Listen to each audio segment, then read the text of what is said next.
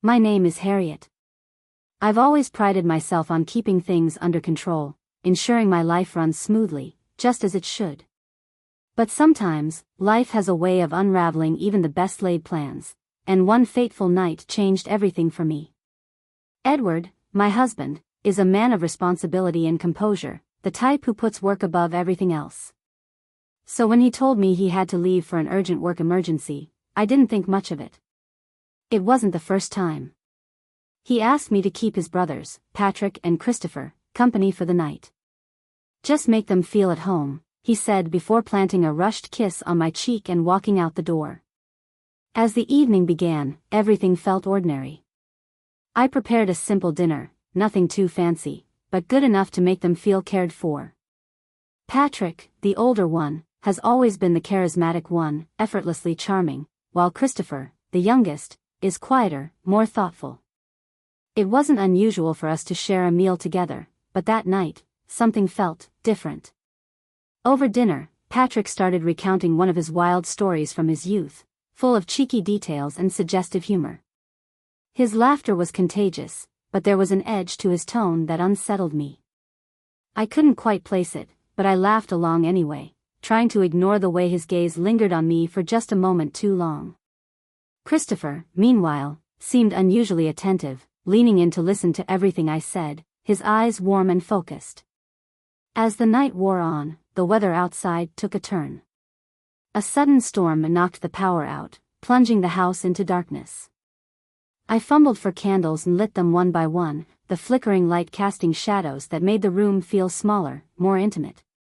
Patrick, always the entertainer, suggested we play a game to pass the time. "Let's do something fun," he said, his grin mischievous. "How about truth or dare?" I hesitated. It felt juvenile, silly even, but they both seemed eager, and I didn't want to be the killjoy. At first, the questions were harmless, light-hearted, favorite memories, embarrassing moments. But it didn't take long for the tone to shift. Patrick dared Christopher to reveal his biggest regret. He hesitated, glancing at me before muttering, not speaking up when it mattered. The words hung in the air, heavy with unspoken meaning. When it was my turn, Patrick asked me a question that caught me off guard. "What's the one thing you've wanted to do but never dared to?" I forced a laugh, brushing it off with a vague answer about traveling more, but the way he looked at me made my stomach twist. The game continued, and so did the tension. Patrick's dares became more provocative, his questions more invasive. I laughed nervously, trying to keep the mood light, but I could feel the shift in the room, the way the boundaries we'd always respected were beginning to blur. That night, under the dim candlelight, with the storm raging outside, something unspoken passed between us, something I didn't understand yet but couldn't ignore. It was Patrick's turn, and he turned his attention to Christopher, his smirk devilish. "Truth or dare?" he asked, clearly relishing the moment. Christopher hesitated, glancing at me before muttering, "Truth." Patrick leaned back in his chair, his voice low and taunting. "Tell us something you've never admitted to anyone before, a real secret." For a moment, Christopher looked like he wanted to get up and leave, but instead, he sighed and ran a hand through his hair. "Fine," he said quietly. "I've always envied Edward's life. He's got everything, a great job, a beautiful wife, a perfect home. It's like he's always winning." His words hung heavy in the air, a mix of bitterness and vulnerability that caught me off guard. I tried to diffuse the tension with a laugh. "Perfect? You clearly don't see the laundry pile or the bickering over the thermostat," I joked, but Patrick wasn't letting it go. His gaze shifted to me, his tone teasing but edged with something sharper. "Your turn, Harriet. Truth or dare?" "Truth," I said, my voice steady despite the unease creeping into my chest. "What's the one thing about your marriage you wish you could change?" His question landed like a punch, and for a moment, I was too stunned to respond. I forced a smile, hoping to downplay it. Probably that Edward works too much. But I guess that's just life, isn't it? Patrick's laugh was low and knowing. "Is it, though?" he said, and I couldn't miss the way Christopher glanced at me, his expression unreadable. The conversation took a darker turn after that. The brothers started talking about Edward in a way that felt too personal, too cutting. They criticized his long work hours, his focus on success, and his perceived distance from me. I opened a bottle of wine, hoping to steer things back to something lighter. But with each glass, the lines blurred further. The laughter became freer, the stories more intimate. I knew I should have stopped, should have said something, but I didn't. Their attention felt flattering. Christopher began talking about his failed relationships, his voice soft and tinged with regret. He spoke of feeling inadequate, of always being compared to Edward, and for a moment, I felt an overwhelming sense of pity for him. I didn't realize how close we'd all become until Patrick leaned in, his voice low as he shared a joke meant only for us. The warmth of the wine, the closeness of the candlelight, it all felt too intimate, too charged. The room fell into silence. The storm outside had quieted, but inside, the tension was deafening. None of us spoke, but the way we looked at each other said more than words ever could. The storm outside raged on, the wind howling against the windows as the house grew warmer from the flickering candlelight.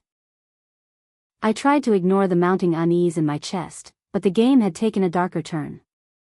Patrick's grin only grew wider as he dared Christopher to share something he'd never told anyone. Christopher shifted uncomfortably in his chair, looking down at his glass. He hesitated, his fingers tightening around the rim before he finally spoke. "I've always envied Edward's life," he admitted quietly, glancing up at me. "His perfect life, the family, the house, the success. Everything seems so easy for him." The words hit me like a punch to the gut. Edward had always been a hard-working man, but I had never considered how his life might appear to others. I suddenly felt exposed, as if some invisible wall had come down, and I could see the raw emotion in Christopher's eyes, resentment, maybe even jealousy. I tried to laugh it off, to downplay it. "You know, everyone has their struggles," I said, forcing a smile. "Edward's not perfect, believe me." But my attempt at deflecting only seemed to deepen the tension between us. Patrick, however, was undeterred. He shifted his gaze from Christopher to me and smirked. "Harriet, now it's your turn," he said, his voice laced with something darker. "Tell us something about your marriage. Something intimate. Come on, we're all friends here." I froze. I had never been one to share the more private details of my life, let alone with Patrick and Christopher. My marriage with Edward was sacred to me.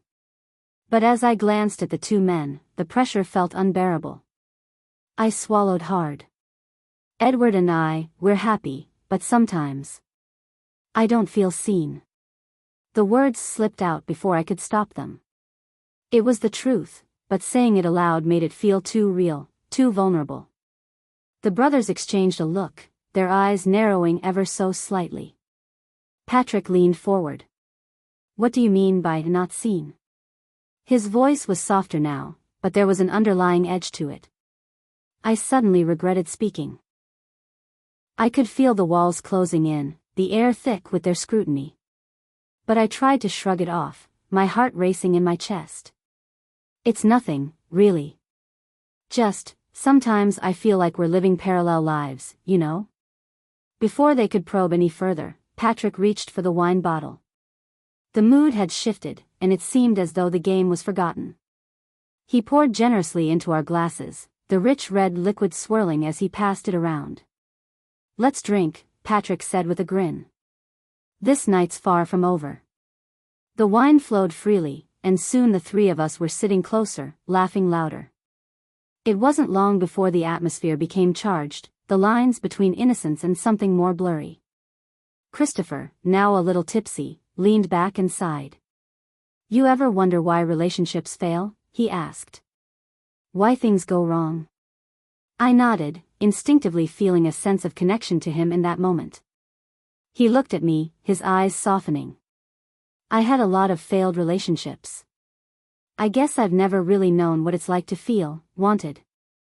His vulnerability hit me in a way I didn't expect. There was something about his sadness that drew me in, making me feel both sympathy and an unfamiliar sense of closeness. I reached out and placed a hand on his arm. "You deserve better than that," I whispered. It wasn't just a consolation. It felt like I was speaking the truth, not just to him, but to myself. The room fell silent for a moment, the weight of unspoken words hanging in the air. Patrick was watching us closely, his eyes flicking between Christopher and me. And in that silence, something shifted.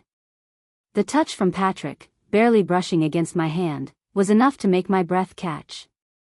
It wasn't much, but it felt like an invitation.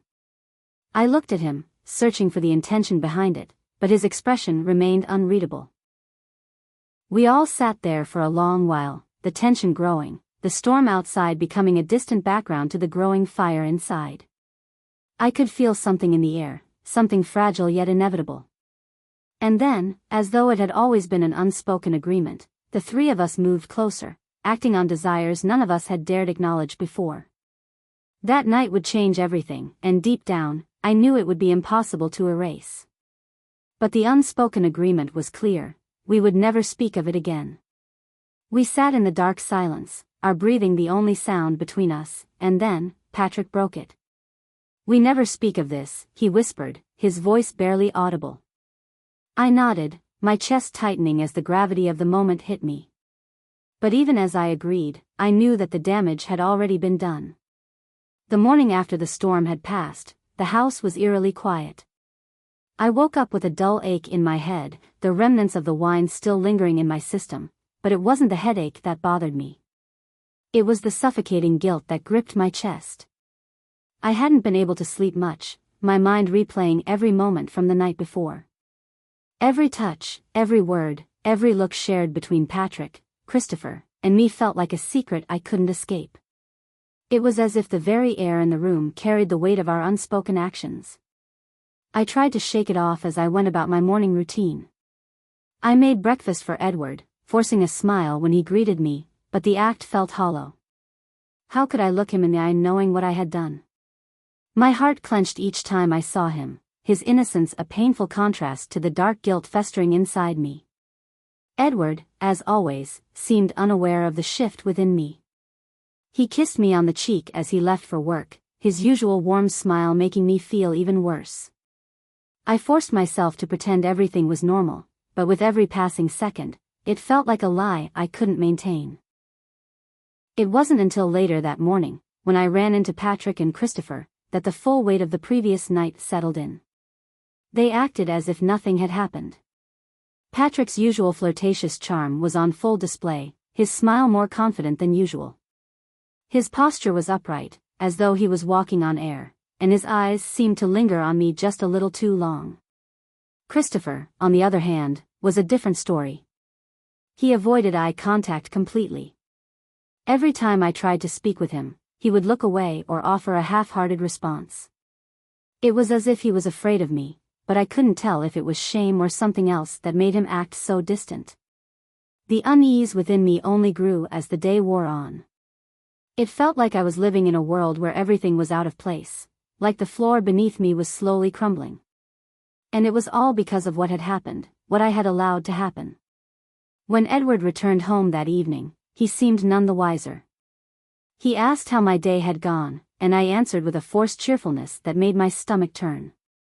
But my thoughts kept drifting back to Patrick and Christopher.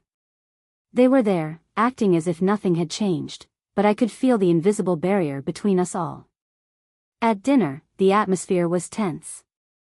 The usual chatter felt muted, the silence hanging heavy in the air.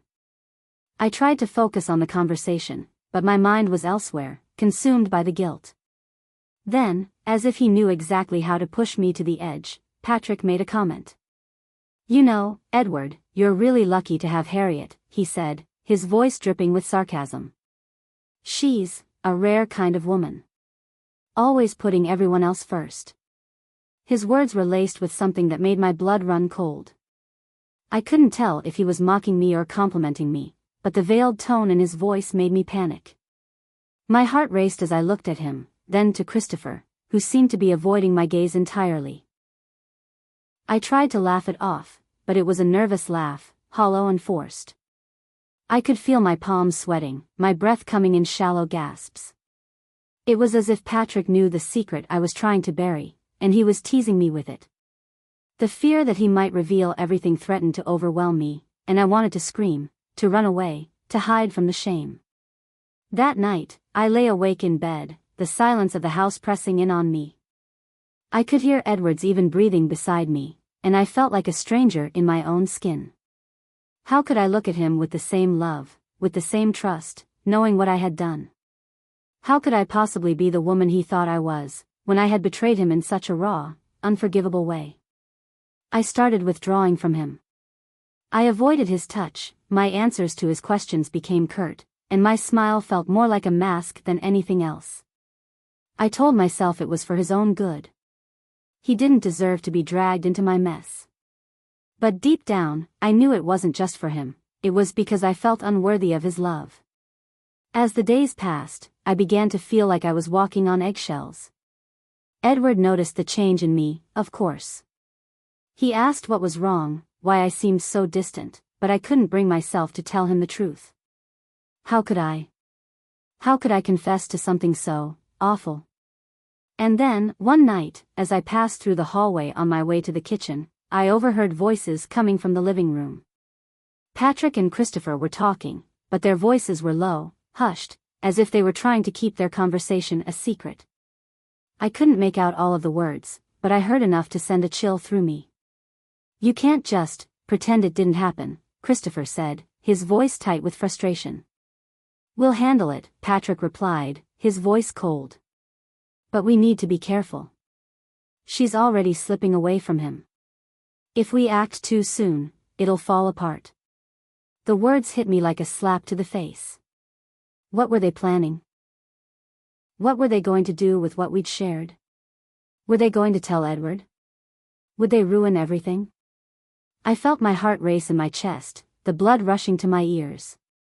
I stumbled back, barely able to steady myself as I leaned against the wall. I couldn't move. I couldn't breathe.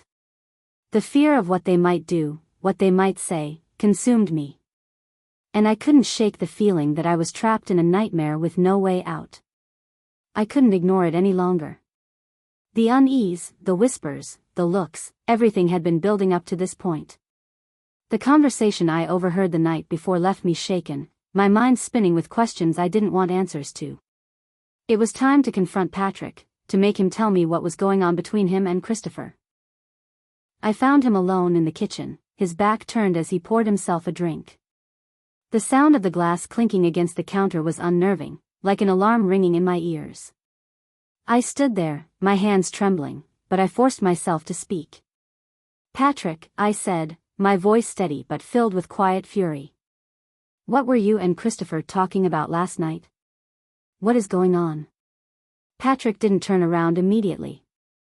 He finished pouring his drink, took a long sip, then slowly turned to face me.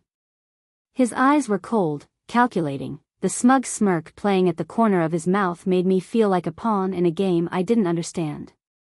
"Nothing, Harriet. Just a bit of family business," he replied, his voice smooth, almost patronizing. "Don't read too much into it." I could feel my chest tightening, my anger building. His dismissal of my concerns only made it worse. He thought he could control me, that I'd just back off and forget about it. But I couldn't. "Don't lie to me, Patrick," I snapped, my voice rising. "What was that about, really? You and Christopher, you've been acting so strange lately, like you're hiding something. What are you planning?" Patrick's smirk faded slightly, but only for a moment. "Planning? You think there's something going on between me and Christopher?" His voice lowered to a dangerous tone. "You've been reading too much into things. Nothing is happening, Harriet. Don't overcomplicate it." His dismissive attitude cut deeper than I could admit, but I wasn't going to back down. I knew he was hiding something. My pulse raced, and every instinct in me screamed that something was wrong, something big. As if on cue, Christopher appeared in the doorway. His face was pale, his hands wringing nervously. He didn't meet my eyes. I could feel the guilt radiating off of him. "Harriet, I need to talk to you," Christopher said, his voice filled with unease. I stared at him, my patience thin. What is it now, Christopher? More secrets? More lies?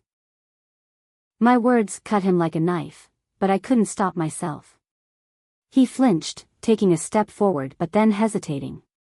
I didn't want any of this, he said softly, his voice shaking. I'm sorry. I shouldn't have let things go that far. I scoffed, stepping back. Don't apologize to me now, Christopher. It's too late for that. You've already shown me exactly what you are, weak, manipulative. You and Patrick, you think you can control me, don't you? His face fell, but I didn't care. The words were already out, the truth too raw and too painful. You think you can use this against me, control me through guilt, make me feel small. Well, I won't let you. I won't let either of you. Not anymore. I pushed past him, my chest heaving as I struggled to hold back tears. I couldn't deal with this any longer. I needed to breathe, to escape. I stumbled into the hallway, the world around me spinning, and that's when I saw it. A text message from Patrick to Christopher, still open on the phone he'd carelessly left on the counter. The words were sharp, chilling. Don't let her get away with this. We can't let her think she can just walk away from us. She'll crumble if we push her just a little more. She'll keep quiet if she knows what's at stake. I felt the blood drain from my face as I read those words. Patrick was controlling me, manipulating me through our secret. It wasn't about forgiveness or understanding. It was a game to him. A twisted game where he held all the cards and I was powerless. The sick realization hit me like a punch to the gut. He wasn't just using me, he was playing with my mind. My head spun, and my thoughts turned dark. How had I let myself fall into this? How had I let him convince me that everything was fine? That we could just brush it all away like it never happened? I confronted Patrick again, unable to hold it in any longer. My voice trembled with a mix of fury and desperation. You think you can control me, don't you? You think you've got me trapped, that I'll never be able to break free of this thing you've created. But you're wrong. You're wrong about me. Patrick didn't flinch, but there was a flicker in his eyes, something I hadn't seen before. He leaned forward, his face inches from mine, his breath hot against my skin. Your perfect little life, Harriet, he sneered, his voice low, it's a facade. And I'll be the one to watch it fall apart. His words burned, searing into my soul, and for the first time, I realized just how deep his control over me had gone. I was no longer the woman I had once been. I had let him pull me into a mess I couldn't undo. But as the anger and the betrayal surged through me, I knew that I couldn't let him win. Not now, not ever. The tears that I had held back for so long finally came, but they weren't just tears of regret. They were tears of resolve. I had to take control of my life, of this mess, before it destroyed me completely. I would fight back. I would make things right. And so, with trembling hands, I made a vow. A vow to never let Patrick and Christopher dictate my fate again. The episode ended with me standing there, on the edge of something far darker than I had ever imagined. What would I do next? Would I break free from their control, or would their twisted game push me further into the abyss? I had come to a decision. After all the lies, the guilt, and the suffocating weight of the secret I was carrying, there was no other choice. I had to tell Edward the truth. I owed him that much, even if it meant destroying everything. At least I would have peace, even if it meant losing him forever. I would bear the consequences, but I couldn't live with myself anymore if I didn't come clean. The house felt oppressive, the air thick with the anticipation of what was to come.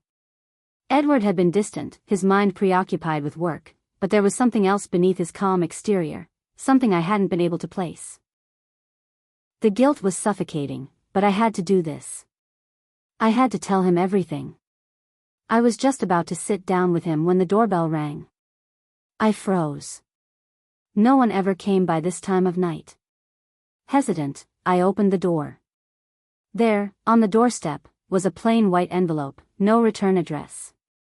I almost ignored it, but something made me pick it up, an unshakable sense of dread crawling down my spine. I walked back inside, my hands shaking as I ripped open the envelope. The letter inside was short, but the words burned into my mind, the truth of them searing through me. The letter didn't just mention the night, no, it detailed everything. Patrick's twisted perspective, how he had manipulated the situation, how Christopher had allowed it to happen. And then, the most damning part, an accusation that made my blood run cold. The letter was signed, from someone who knows the truth. I couldn't breathe.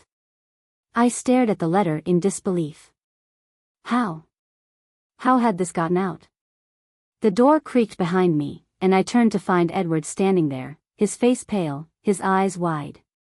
He had been reading over my shoulder, taking in every word. There was no escaping this now.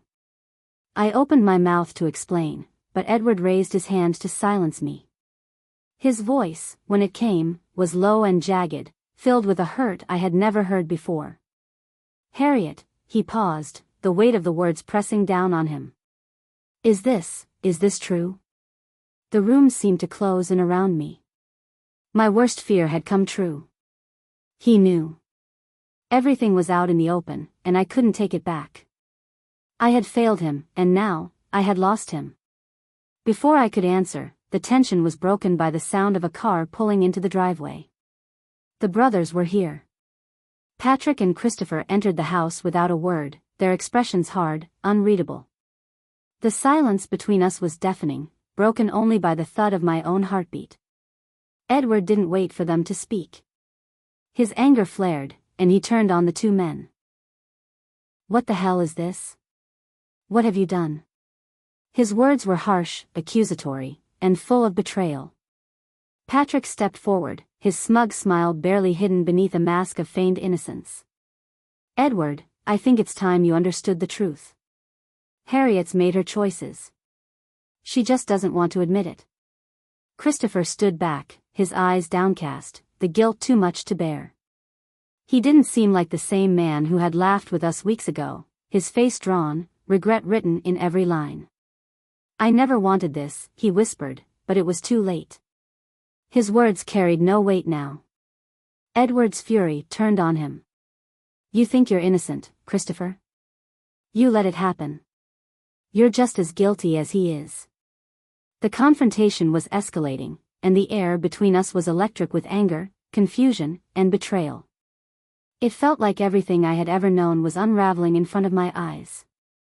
Then, as if everything hadn't already spiraled into chaos, Christopher did something I never expected. He stepped forward, his hands shaking as he handed Edward another letter. A confession. The truth that no one had expected. I wrote it, he said quietly. I couldn't live with what we did. I couldn't let you think it was just Patrick. I had to tell you, everything. I couldn't carry it anymore. The room went silent as those words sank in. I felt the floor fall away beneath me. It wasn't Patrick who had exposed us. It wasn't some anonymous person. It was Christopher.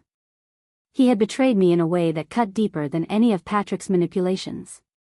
Edward's face contorted with disbelief, his anger giving way to sorrow. You wrote this? You? He repeated, his voice barely a whisper. The weight of it all came crashing down. Patrick, Christopher, and I, three people who had shared a night of secrets, lies, and broken trust, now stood at the precipice of destruction. Edward's shattered expression was all I could see, and it was the last thing I wanted. But it was too late to undo what had been done.